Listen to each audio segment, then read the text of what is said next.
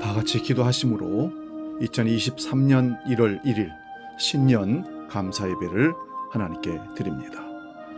살아계셔서 역사를 주장하시는 아버지 하나님, 새해를 우리에게 주시고 첫날 첫 시간을 하나님께 예배로 출발할 수 있는 신년 예배를, 신년주의를 허락하셔서 감사합니다. 오늘 우리가 드린 예배를 통하여 2023년 52주가 예배의 놀라운 은총과 축복을 누리는 우리 모든 주한 백성들, 하나님의 귀한 성도들 되게 하여 주시옵소서. 이제는 묵상기도로 하나님 앞에 나아가기를 원합니다. 주여, 우리 예배를 받아주시고 올 한 해 주님의 은총으로 우리를 인도하여 주옵소서. 기도합니다.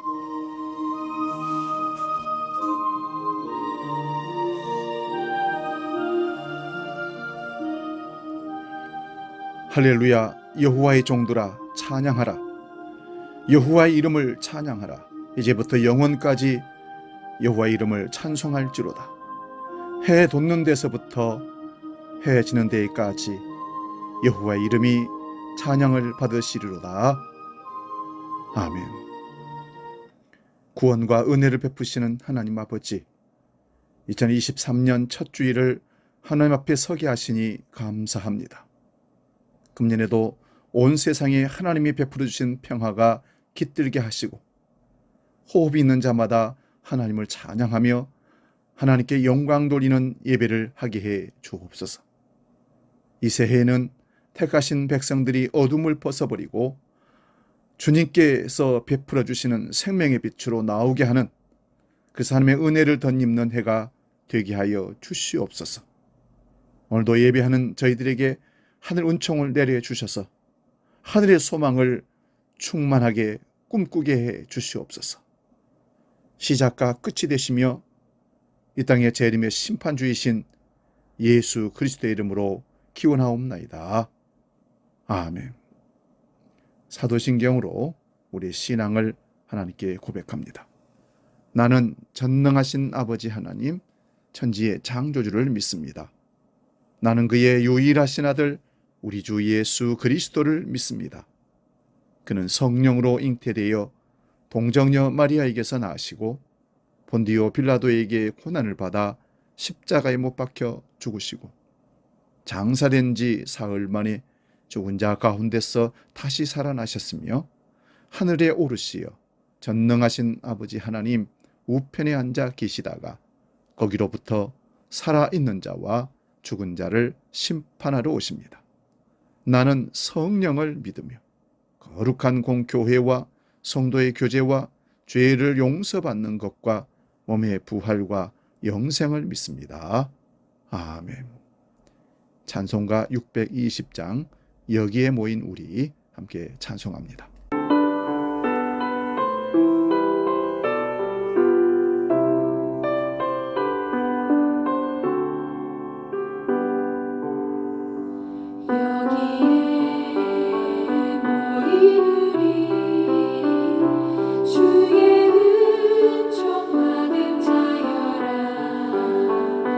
주께서 이 자리에 함께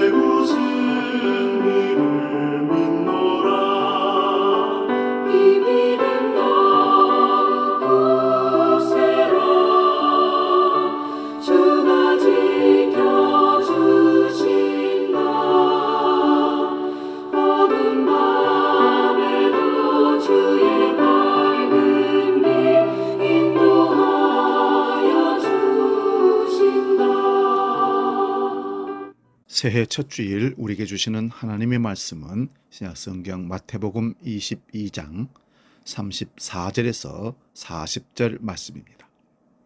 신약성경 38면에 있습니다. 이 말씀 봉독할 때에 살아계신 주님의 음성을 들을 수 있기 바랍니다. 마태복음 22장 34절에서 40절까지 말씀 지금 봉독합니다. 예수께서 사두개인들로 대답할 수 없게 하셨다 함을 바리새인들이 듣고 모였는데 그 중에 한 율법사가 예수를 시험하여 묻되 선생님, 율법 중에서 어느 계명이 크니이까? 예수께서 이르시되 내 마음을 다하고 목숨을 다하고 뜻을 다하여 주 너의 하나님을 사랑하라 하셨으니 이것이 크고 첫째 되는 계명이요 둘째도 그와 같으니 내 이웃을 내 자신같이 사랑하라 하셨으니 이 두 계명이 온 율법과 선지자의 강령이니라. 아멘. 봉독한 말씀으로 성숙함으로 나아가는 인생, 이런 제목으로 제 첫 주 주일 말씀으로 함께 은혜를 나눕니다. 올해 성숙함으로 나아가는 인생 되시기를 축복합니다. 먼저 베드로후서 3장 18절을 읽고 말씀을 시작합니다.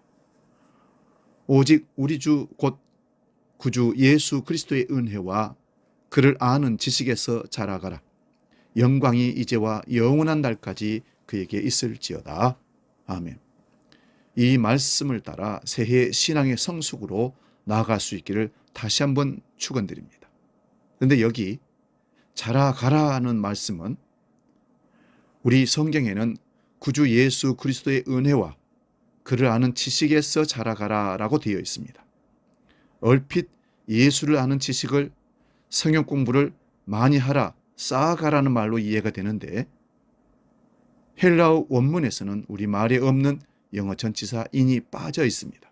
그래서 원문대로 해석을 하면 그분을 아는 암 속에서 내가 자라가라라고 되어 있습니다.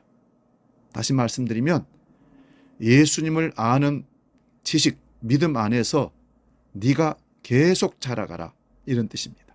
여러분, 믿음은 지적 능력을 키워가는 것이 아니라 삶의 실천이 있습니다. 신앙은 생활이라는 말과 같은 의미입니다. 그러면 믿음이 자라가라, 성숙해가라는 의미는 무엇일까요? 여러분, 우리 교회에서 신앙생활을 최고로 잘하는 사람, 으뜸인 사람이 누구라고 생각합니까? 그동안에 가장 봉사를 많이 한 사람? 아니면 헌금을 많이 하신 분? 아니면 성경을 가장 많이 읽으신 분? 아니면 새벽 기도를 수년 동안 하루도 쉬지 않고 해오신 분? 어떤 사람이 하나님 보시기에 으뜸인 최고의 사람일까요? 또 다른 질문 하나 던집니다. 우리가 그리스도인으로서 인생 말년이 어떠해야 가장 행복하고 아름다운 삶을 산다고 할 수 있을까요? 어떤 분들은 건강하고 경제적인 여유와 좋은 곳에 여행도 하고 어울리는 친구가 많으면 인생 말년이 복된 행복한 인생이라고 얘기합니다. 과연 그럴까요? 오늘 말씀은 사두개인들이 예수님께 부활에 대한 논쟁을 걸었다가 예수님께 말씀으로 제압당했다는 소식을 들은 바리새인들이 다시 예수님을 제압하기 위해서 논쟁을 거는 장면입니다. 본문 35절 36절을 봅니다. 그 중에 한 율법사가 예수를 시험하여 묻되 선생님, 율법 중에서 어느 계명이 크니이까? 당시 율법사는 오늘날 말하면 신학 박사입니다. 율법에 통달한 자들입니다. 그 율법사가 예수님께 질문을 던진 겁니다. 선생님, 율법 중에 어느 계명이 제일 큽니까?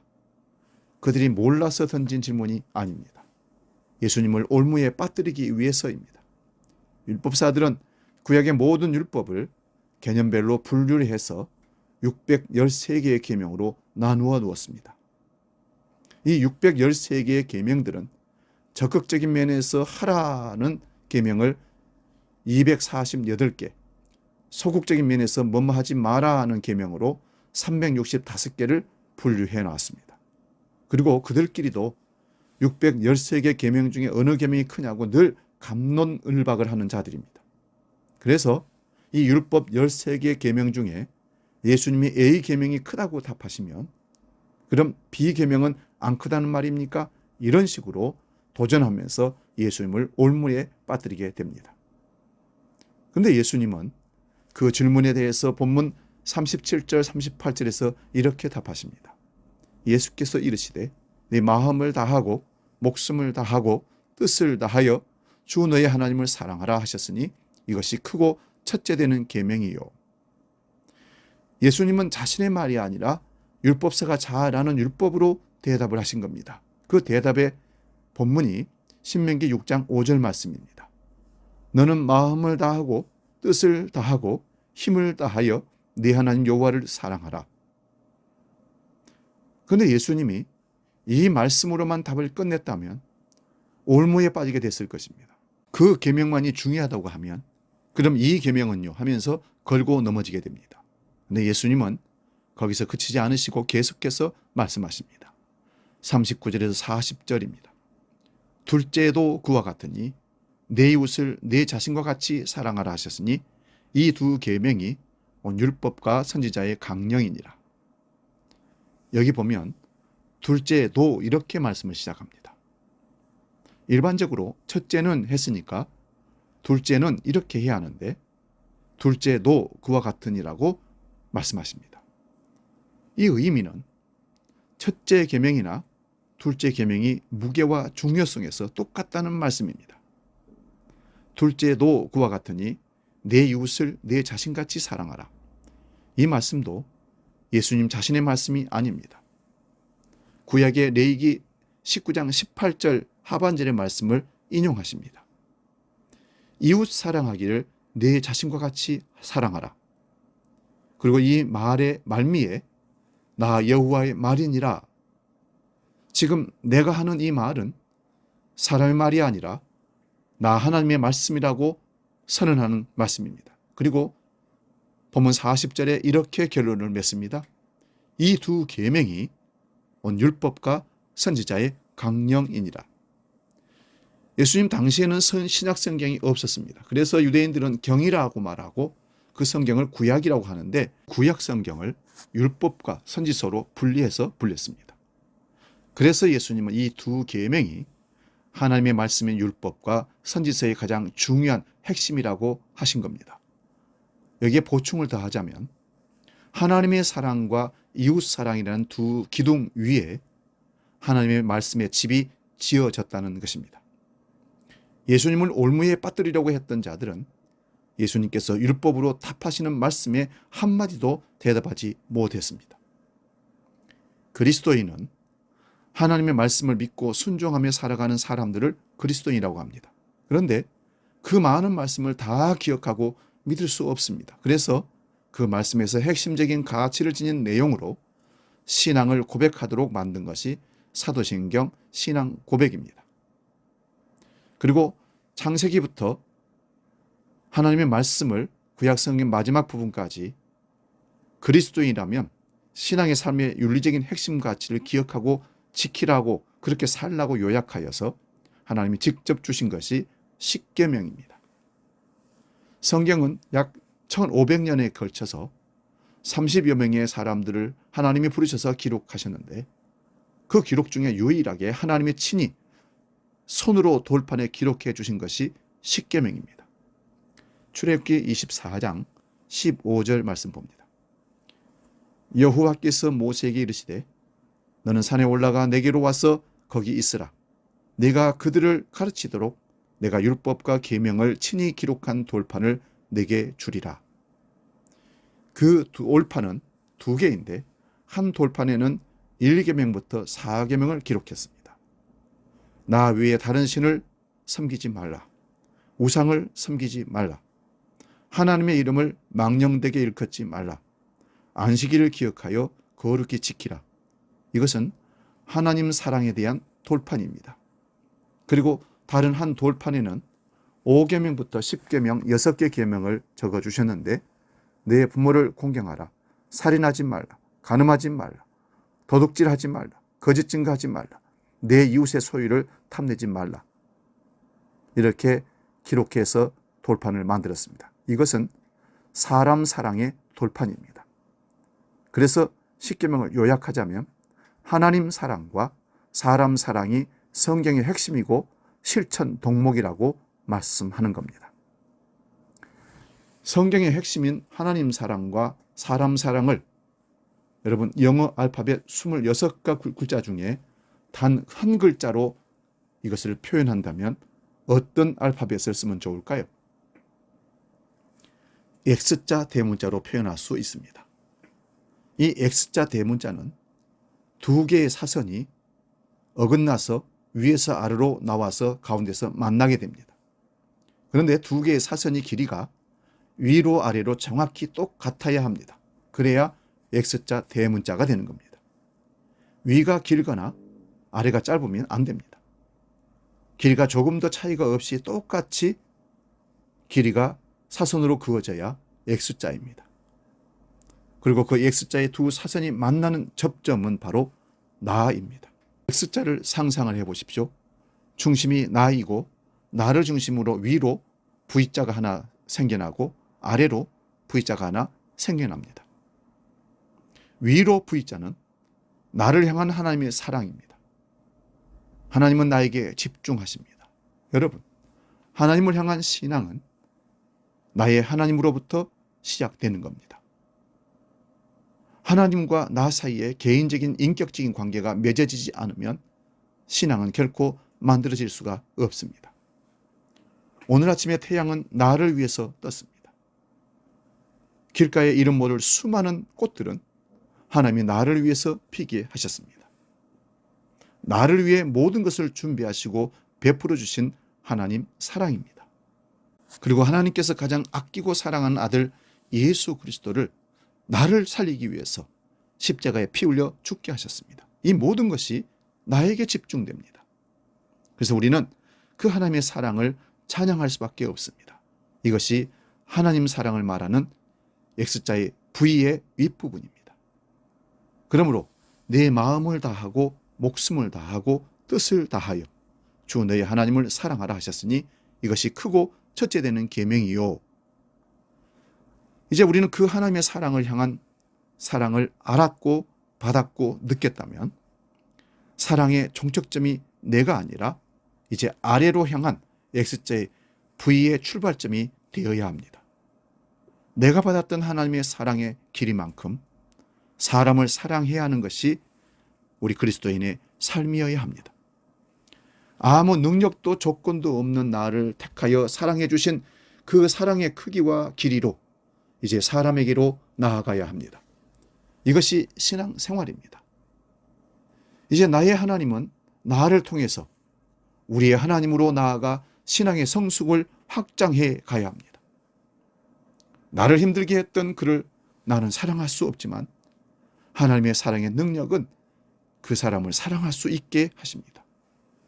나를 사랑하시는 X자의 위로 향한 V자 사랑으로 X자의 아래의 V자를 사랑하게 되는 것입니다.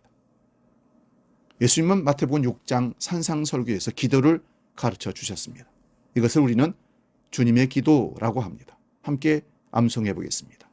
하늘에 계신 우리 아버지, 아버지의 이름을 거룩하게 하시며 아버지의 뜻이 하늘에서와 같이 땅에서도 이루어지게 하소서. 오늘 우리에게 일용할 양식을 주시고 우리가 우리에게 잘못한 사람을 용서하여 준 것 같이 우리 죄를 용서하여 주시고 우리를 시험에 빠지지 않게 하시고 악에서 구하소서. 나라와 권능과 영광이 영원히 아버지의 것입니다. 아멘. 여기 주기도문 속에 우리라는 말이 몇 번 등장할 것 같습니까? 시간상 6번입니다. 주님의 기도는 많은 의미를 담고 있지만 오늘 말씀 주제와 연결하여 생각하면 하나님은 너 개인의 하나님만이 아니라 우리 모두의 하나님이라는 의미를 가르치고 있습니다. 나의 하나님이 우리의 하나님으로 확장되는 것을 가르치는 기도입니다. 그래서 주님은 우리에게 일용할 양식을 주옵시고라고 기도하라 하십니다. 내 배만 채우지 말고 X자의 아랫부분 삶을 다른 사람들을 사랑하는, 그들의 배도 채우는 실천적인 삶을 살라는 기도를 가르친 겁니다. 우리가 우리에게 잘못한 사람을 용서해 준 것 같이 하나님 나의 죄를 용서해 주시는 것을 넘어서 아직도 죄악에서 죽어가는 저들에게 어떻게 하나님의 사랑과 용서를 전할까? X자의 아랫부분을 생각하는 기도입니다. 믿음이 성숙해진다는 의미가 무엇입니까? 우리가 아무리 교회에 나와서 봉사를 많이 하고 기도를 많이 하고 헌금을 많이 한다 할지라도 사람이 보이지 않고 내 기도와 헌신과 헌금만 보인다면 아직 성숙하지 못한 사람입니다. 사람이 보여야 합니다. 하나님, 저 불쌍한 사람을 돕는 방법이 무엇일까요? 하고 사람이 보인다면 그분은 성숙한 신앙인입니다. 바꾸어 말하면 우리가 열심히 신앙생활하는데 X자의 윗부분밖에 없다면 여전히 나에게 갇힌 미성숙한 성도입니다. 나밖에 모르는 이기주의 성도입니다. 내 하나님이 저 사람의 하나님도 되신다는 고백이 사람이 보이는 삶이 시작되고 X자의 아랫부분이 자라기 시작할 때 성숙한 성도가 되는 것입니다. 사랑하는 여러분, 예수님은 어떤 분이십니까? X자 접점에서 사선의 길이가 위아래로 정확히 같으신 삶을 살아내신 분이 우리 주님이십니다.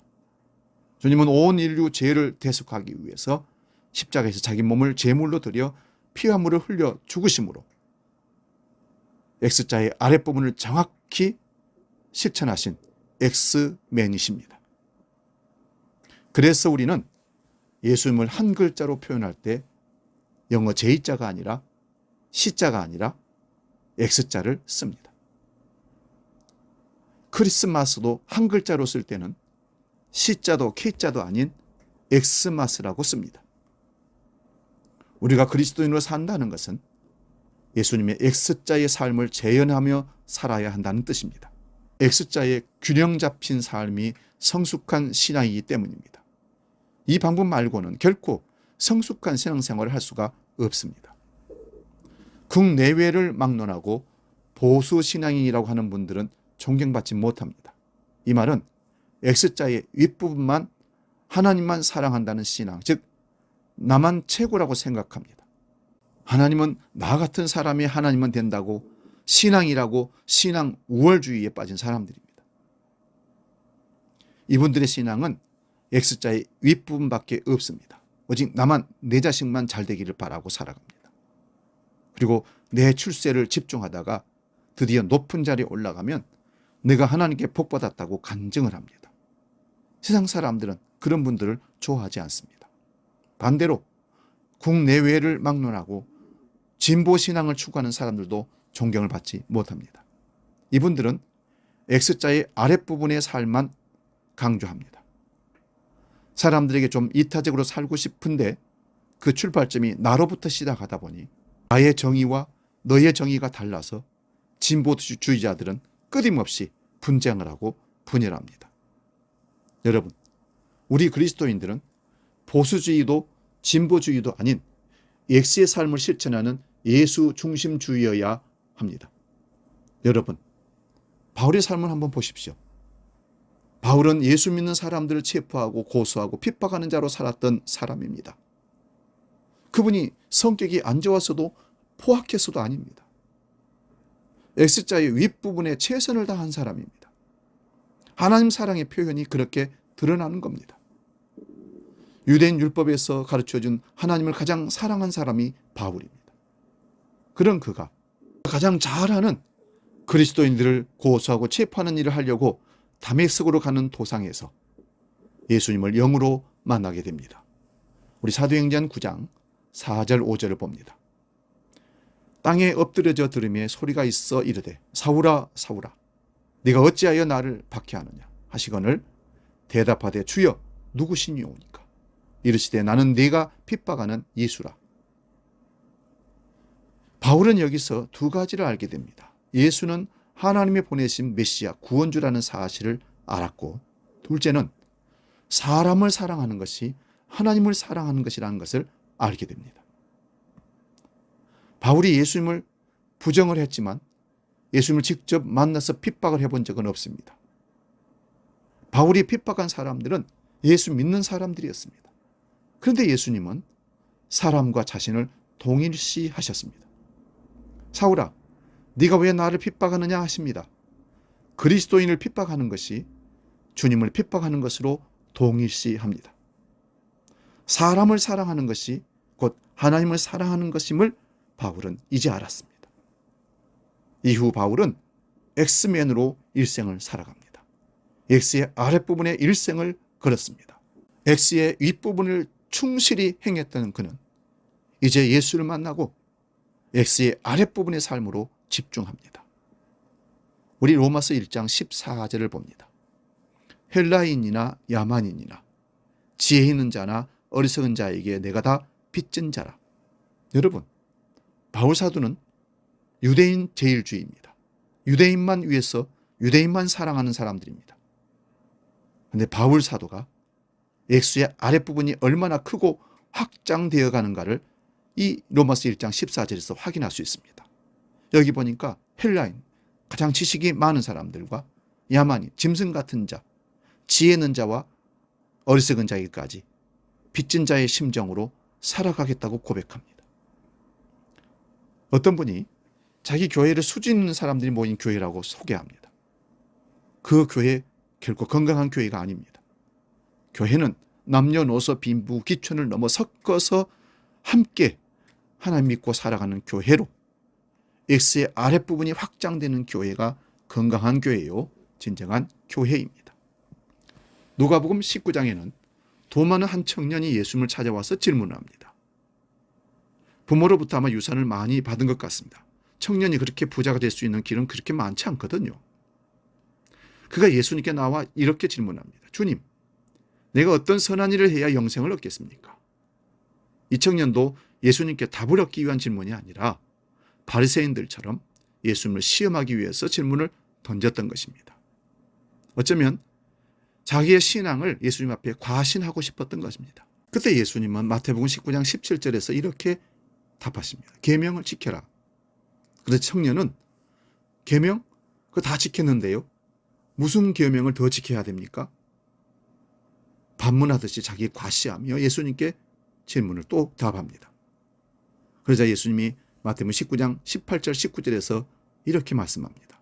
예수께서 이르시되 살인하지 말라, 간음하지 말라, 도둑질하지 말라, 거짓 증언하지 말라, 내 부모를 공경하라, 내 이웃을 내 자신과 같이 사랑하라 하신 것이니라.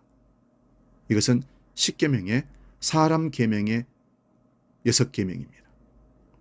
X자의 아랫부분을 말하는 겁니다. 예수님이 이 청년을 보니 하나님 잘 믿는다고 자기를 과신하지만 사람 사랑을 안 한다는 것을 아셨습니다.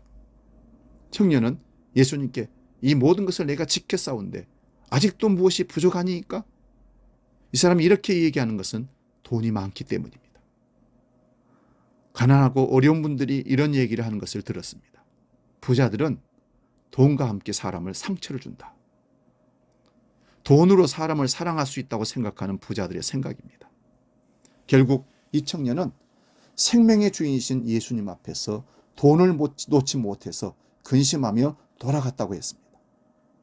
비인격성의 돈을 사람 아래에 두어야 하는데 머리 위에 두고 신으로 섬기니 사람이 보일 리가 만무합니다. 사도행전 4장 33절에서 35절 말씀을 보면 사도들이 큰 권능으로 주 예수의 부활을 증언하니 무리가 큰 은혜를 받아 그 중에서 가난한 사람이 없으니 이는 밭과 집 있는 자는 팔아 그 판 것을 값을 가져다가 사도들의 발 앞에 두매 그들이 각 사람의 필요를 따라 나누어 줍니다. 은혜 받고 헌금을 가지고 왔는데 사도들의 손도 아니고 사도들의 발 앞에 돈을 두었다 합니다. 결코 돈이 사람 위에 있을 수 없다는 거죠. 그래서 그 돈을 머리에 두지 않고 발 앞에 둘 때 사람이 보이고 그 사람들에게 이 돈을 나눠줘도 아깝지 않는 생각으로 다 나눠줌으로 가난한 자 부자 없이 유무상통하더라 말씀합니다. 그리고 예수님은 부자에 대해서 마태복음 19장 23절 24절에 이렇게 말씀합니다. 예수께서 제자들에게 이르시되 내가 진실로 너희에게 이르노니 부자는 천국에 들어가기가 어려우니라. 다시 너희에게 말하노니 낙타가 바늘기로 들어가는 것이 부자가 하나님의 나라에 들어가는 것보다 쉬우니라 하시니. 이 말을 듣고 있던 제자들이 놀라면서 그러면 주님 누가 구원을 얻겠습니까? 묻습니다. 그때 주님이 사람으로는 할 수 없으나 하나님으로서는 다 할 수 있느니라. 즉 하나님의 사랑이 그 부자에게도 임하게 되면, 돈이 사람 아래로 내려오게 되면 그는 사람을 볼 수 있고 사람을 사랑함으로 천국 갈 수 있다라는 것입니다. 그리고 19장을 이렇게 마무리합니다. 19장 마태복음 19장 30절 먼저 된 자로서 나중되고 나중된 자로서 먼저 될 자가 많으니라. 여러분, 먼저 된 자로서 나중되고 나중된 자로서 먼저 된다는 의미를 아십니까? 그 말씀이 바로 마태복음 20장 포도원 품꾼 비유입니다. 대부분의 사람들은 천국을 포도원이라고 생각합니다. 그런데 마태복음 20장에서는 천국을 포도원 주인이라고 합니다. 포도원 주인은 누굽니까? 하나님이십니다. 그러므로 포도원이 천국이 아니라 포도원 주인이신 하나님이 천국이십니다. 특정 공간이 천국이 아니라 하나님이 계신 곳은 어디든지 천국이 되는 것입니다.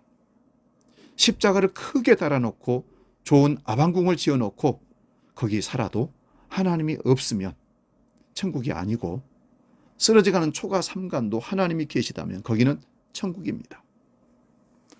포도원 주인이 한 데나리온 품삯을 주기로 약속하고 일꾼들을 새벽부터 새벽 6시, 9시, 12시에 그리고 오후 3시에도 일꾼들을 불러서 포도원에 들여보내 일을 시킵니다. 그리고 오후 5시에 장터에 가보니까 아직도 일하지 않고 있는 사람들이 있어서 물었습니다. 아직도 일하지 않느냐? 근데 그들이 말합니다. 일하고 싶은데 일하라고 불러주는 데가 없어서 이러고 있다고 소연을 합니다.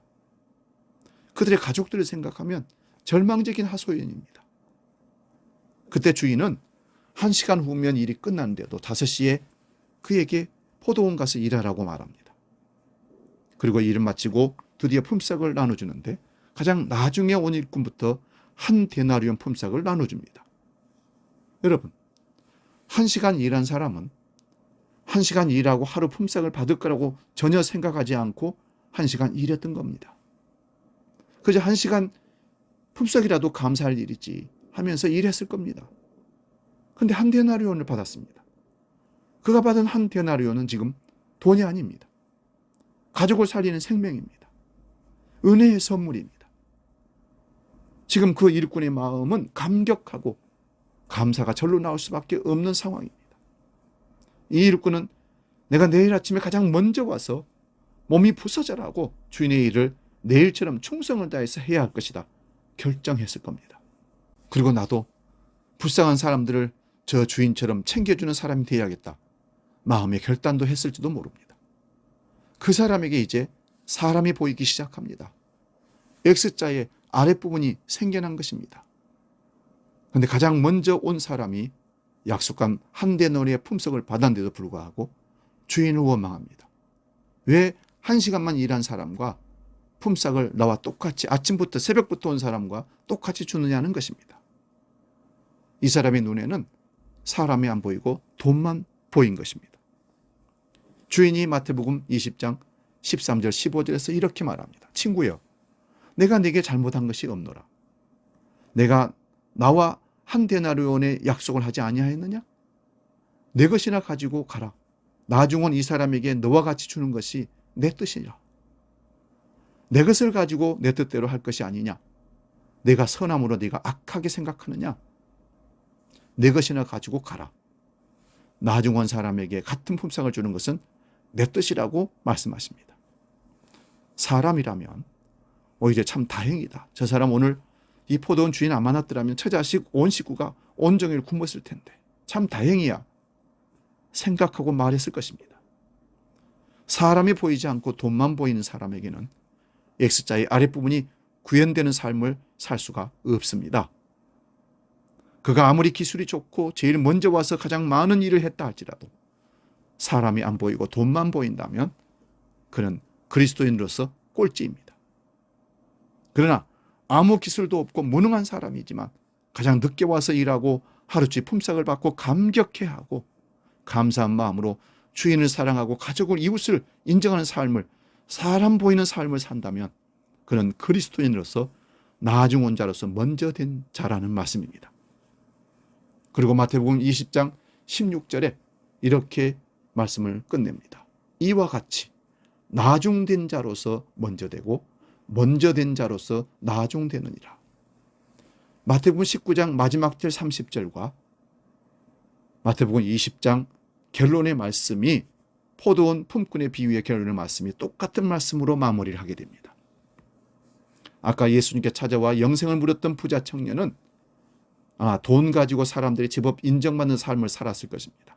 어디를 가든지 상석에 앉았을 것이고 사람들이 자리를 양보할 때 그가 훌륭해서 인격적이어서 자리를 양보한다고 생각했을 것입니다. 그렇지가 않습니다.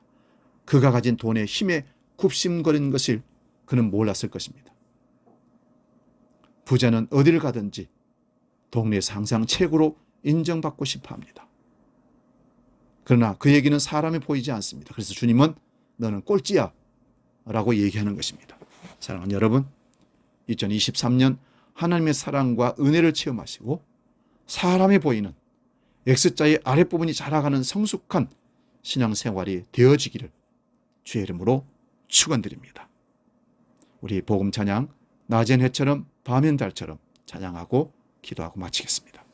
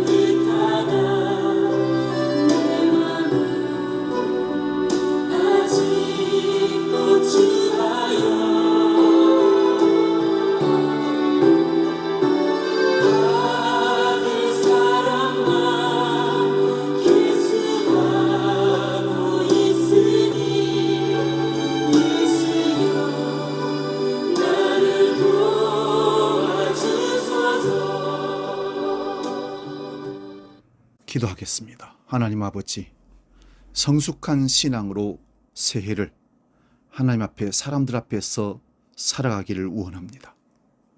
하나님의 사랑을 받은 내가 사람을 사랑함으로 그 은혜를 나누는 이웃사랑의 삶을 실천하며 살도록 주여 성령으로 우리를 이끌어 주옵소서. 사랑 없어 냉랭한 이 세상에 하나님의 사랑으로 온기를 불어넣어 그리스도의 푸른 계절이 다시 오게 하소서. 2023년은 신앙의 성숙으로 나아가는 우리 주한교회 우리 모든 성도들이 되게 하여 주시옵소서. 이제는 오늘 드려질 헌금을 놓고 봉헌 기도합니다. 아버지 하나님, 새해 신년주의를 우리에게 허락하시고 말씀을 주시고 결단하며 나아갈 수 있도록 도와주신 것도 감사하온데 하나님 앞에 물질을 드릴 수 있는 기회 주셔서 감사합니다. 하나님 아버지, 모든 것이 하나님의 은혜요 베푸신 것이 하나님의 은혜인 것을 기억하는 자가 물질에다 믿음을 담아 이 시간 봉헌하오니 향기로운 예물로 흠양하여 주옵소서. 신앙의 표준인 11조를 드립니다. 신앙생활의 원리인 감사의 예물을 드립니다. 사망의 의지를 담아 선교헌금을 건축예물을 드립니다. 목적하신 대로 이 물질을 사용하셔서 하나님 영광 드러내게 해 주옵소서. 2023년에도 물질의 풍성함으로 하나님께 감사하고 드리고 베푸는 삶을 사는데 부족하지 않도록 우리 가정과 일터와 사업장과 직장 위에 채우시고 함께해 주시옵소서. 예수님의 이름으로 축복하며 기도하옵나이다. 아멘. 교회 세영화 소식을 안내합니다. 주보를 참고하시기 바랍니다. 오늘 신년 감사예배로 첫 주부터 52주 술 성수의 복을 누리기를 부탁을 드립니다. 공동의회 광고입니다. 예결산 공동의회가 다음 주 예배 후에 본당에서 있습니다. 세례교인 이상은 모두가 참여할 수가 있습니다. 원래의 안내입니다. 여전도의 원래는 1월 15일 셋째 주에 주일 예배 후에 본당에서 있습니다. 남성교회는 마지막 주 1월 29일 예배 후에 있습니다. 소득공제 기부 영수증이 필요하신 분들은 미리 신청해 주시기 바랍니다. 올해도 헌금 봉투는 11조 감사 주정헌금, 선교 건축 1,000번째 절기헌금 봉투로 사용합니다. 주정헌금은 매주일 주일을 성수하는 마음으로 주정헌금을 드리는 헌금입니다. 뺏지 말고 드리셔서 하나님의 귀한 일에 크게 도움받는, 그리고 주일 성수하는 의무도 책임도 다하는 기회로 삼을 수 있기를 바랍니다. 구역 편성입니다. 새해에도 5구역으로 편성을 합니다. 구역원은 게시판을 보시고 구역원들과 함께 서로 소통하고 아름다운 교제를 만들어갈 수 있기를, 서로 신앙의 성숙을 만들어갈 수 있기를 부탁을 드립니다. 이제 복음 찬양, 우리에게 향하신 복음 찬양 함께 찬양하고 축도하고 마치겠습니다.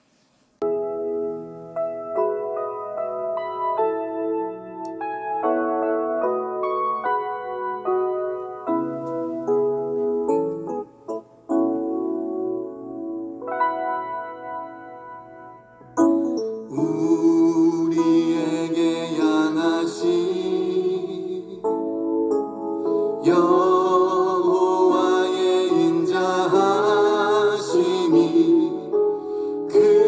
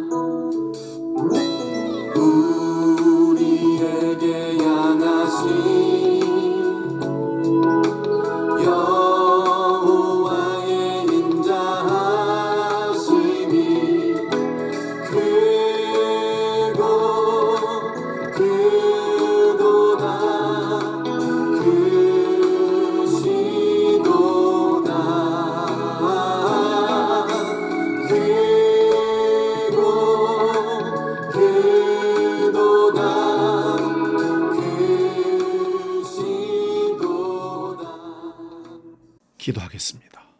살아 계셔서 역사를 주관하시는 아버지 하나님, 2023년 출발을 신년 감사 예배로 도전받고 신앙의 성숙의 해로 약속하며 결단하며 나아갑니다. 52주를 하나님께 성수주의라고 삶을 통해서 하나님의 사랑을 실천하며 그래서 이 땅에 예수 닮은 그리스도인으로 인정받는 삶을 살기를 원합니다. 부족한 우리들과 늘 동행해 주시고 성령의 능력과 말씀의 권능으로 함께 하셔서 어느 곳에서든지 하나님과 동행하여 아름다운 삶으로 승리하는 열매 있는 2023년이 되게 하여 주시옵소서. 우리 가족들과 직장과 일터 위에 하나님 간섭하여 주심으로 하나님이 주인 되는 하나님의 영광 받으시고 드러나는 우리 모든 가정과 일터와 사업장이 직장이 되게 하여 주시옵소서. 이제는 우리 주 예수 그리스도의 은혜와 아버지의 크고 놀라우신 사랑과 성령님의 감동, 교제 역사 충만케 하심이 이제 신앙의 성숙으로 한 해를 하나님께 영광 돌리며 기쁨으로 나아가는 모든 주한 백성들과 주의 모든 백성들 위에 그 가정과 이 민족과 나아가는 미래 위에 이제로 영원히 함께 하시기를 간절히 축원하옵나이다. 아멘. 그도다 그